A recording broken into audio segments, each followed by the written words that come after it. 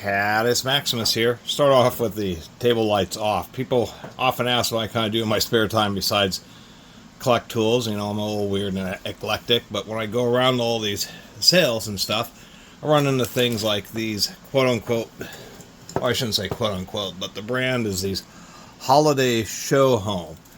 And so these are digital Christmas lights. And they were cheap. It was actually $5 for both sets, and the guy said, oh, one of the sets is burned out and don't know how long the other one will, and so you're just basically selling them for a token amount. And they're actually working a little bit better, this particular set, but we had some burned out bulbs here, and some of them are animating properly, and some of them, as you can see, aren't. And I got to fiddling around until I found that we have a bad connection on this particular bulb. Since they're digital addressable, there's like little simple computers inside every one of these LED bulbs, so it can address it. And as soon as one has failed, you get all sorts of weird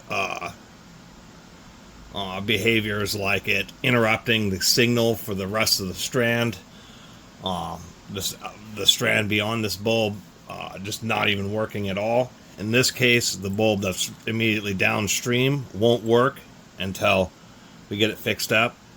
The problem is this is all molded to be waterproof, and so it's going to be probably involve me trying to carefully cut away some of the material here and try to do some sort of solder job to try to fix these up. Anyway, I would have just taken them home, realized that they didn't work, and probably just accepted a $5 loss, except for the fact that there was actually two of them. And so this is how it initially started, was that strand acting up. Kind of interesting that they have this plug, but you can only run one set of 25 off of a controller. It has this whole app and Bluetooth control so that you can synchronize them, but not off the same controller. They got to be done through the app. So I plugged in this one and noticed that it seemed to be working okay. Basically swap strands and controllers. I guess this is supposed to be some kind of flame mode. Anyway, when I swap controllers between the strands, these are keyed so you can't get those wrong. It's kind of interesting. Once again, I've never seen them with the plugs.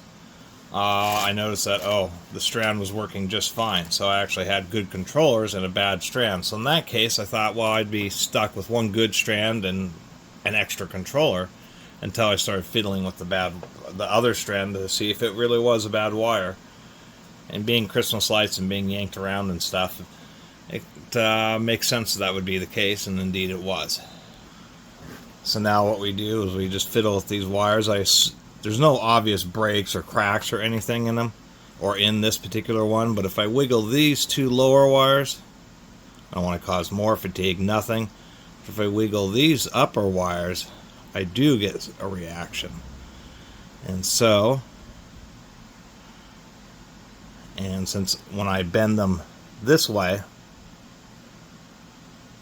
it works. So what I am assuming is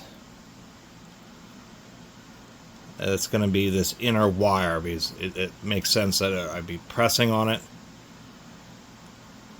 and that it would be making contact. So this is how far I managed to get after doing even more fiddling with the wires. It was actually the outside wire, and there was indeed some fatigue, because now if I just touch it, the whole strand works. And so this is the crux of these overmolded connections. I mean, it does make it throwaway, although to have something waterproof and the expense of any type of connector that would allow you access to the terminals to deal with a fatigued wire, I mean, that would triple the price of whatever these already did cost. So the best you can do is chew away a little bit until you can expose some of the wire, and then that way we have just enough to where we can solder those, put a little piece of shrink tubing on, and then probably put some hot glue would probably be one of the best things to do to ultimately secure it. or at least put some glue in there or something along those lines. So this appears to be the root of the issue. So I'm going to go ahead and solder this. So after a heck of a lot of fidgeting with the helping hands here, these little, well, you can only see the tip of one of the clips, but they're little articulated arms to help do things just like this. Helping hands hold wires together, and I'm actually going to do this through the camera because it is just such a small thing.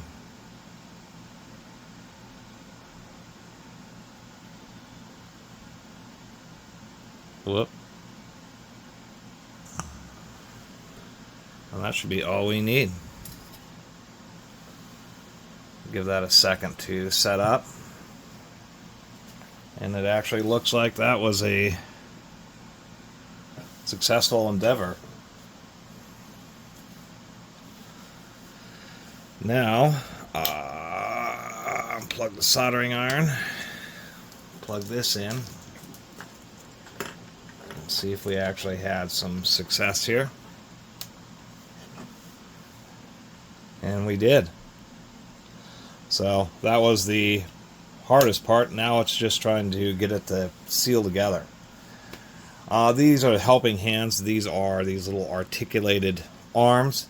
They usually come as little setups like this, but this kind of setup has always been funky. I mean, I have them, obviously, but the bases are just never very heavy, and they kind of get pushed around, and you can never really get them to cooperate. I've always had bad luck with them.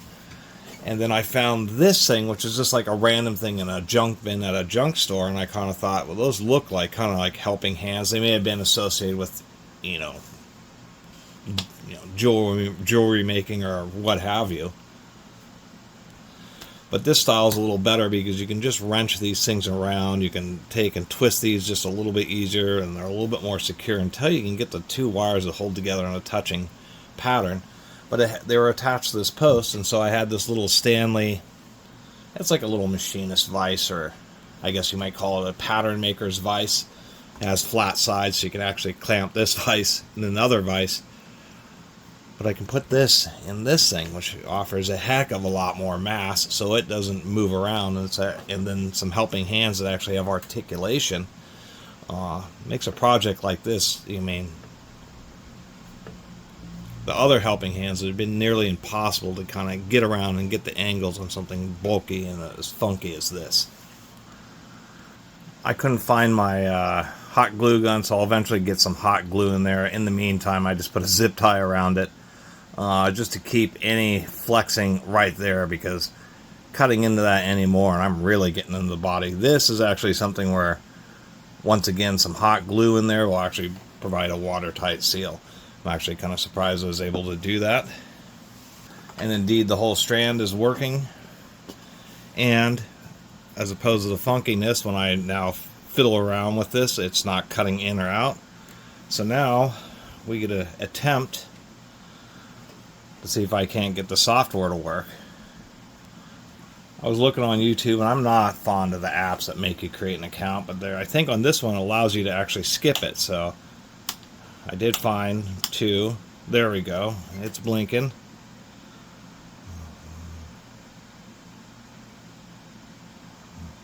Loading device.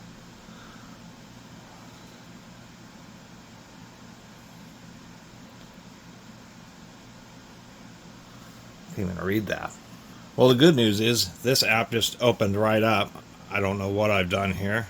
That makes it blink blue.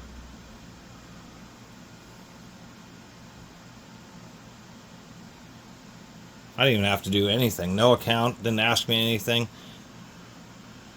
For some darn reason with Bluetooth, you have to have location enabled to at least get it started, and this is an old phone. Oh, holy smokes. Oh, that's unreal. Oh, wow, I need Bluetooth. What am I doing here?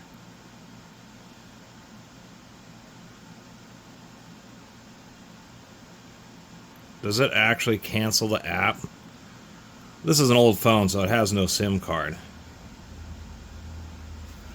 But oddly enough, if I turn off location while the app is running, I would actually just,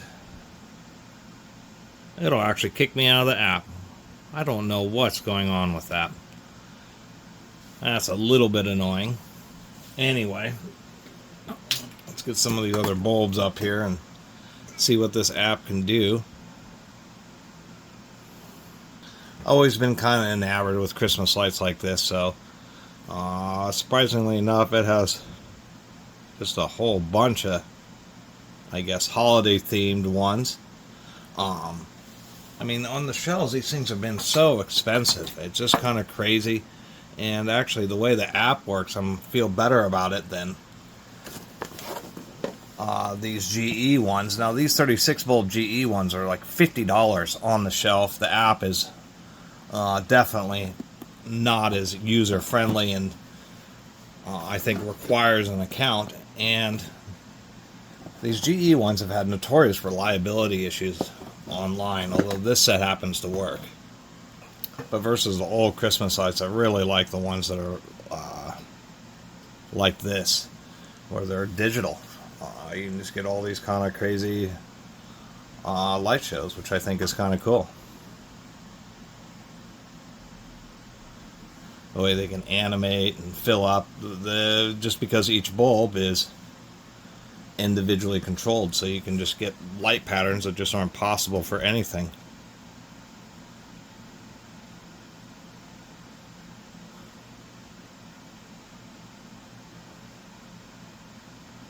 Interestingly enough, they have like these,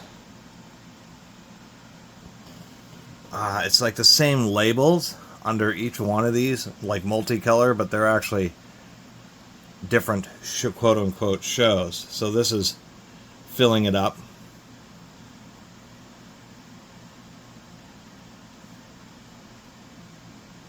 Oh, I see. I just end up resetting it. Anyway, to tell you the truth, these are working a lot better than like some Wi-Fi ones. These are the boxes that they came in. These are the Holiday Show Home C9 lights.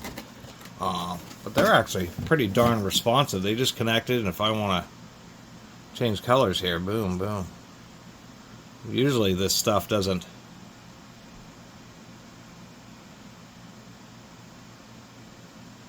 That's actually super responsive. And this whole app just gets ridiculous the way there's a lot of customization that you can do with it. Synchronizing the devices. That's why it has like this section here, so you can set which one is first and second, so that you can make them act as one large strand. Definitely kind of funky. Anyway, that was a long video with me just blabbing and filling around with some Christmas lights here. But people want to know, and I've done a lot of this stuff that I haven't made any videos about, but you know, this is what I like to do in my spare time. You know, I find some cool Christmas lights like this. Inevitably there's some type of issue wherever, such as with one wire on one bulb, and that's about the only way to fix these things, is you gotta somehow find some way to chew your way into there without damaging the wire, as minimal as possible, just so you can get enough exposed to be able to re-solder where it had fatigued.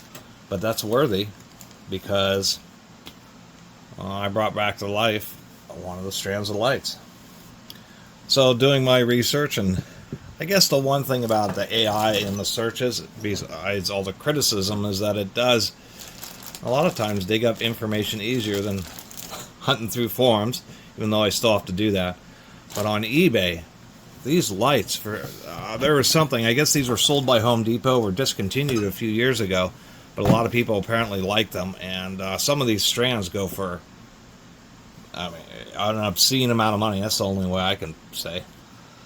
On eBay, there weren't many of them, and we're talking like 50 to, one listing was $89 or $90 with best offer, but that's a lot of money for these lights, to tell you the truth. So I'm pretty stoked about it. I'm pretty stoked that I got it restored. That was well worth the effort for apparently some expensive Christmas lights, and really do like the pattern of these digital lights.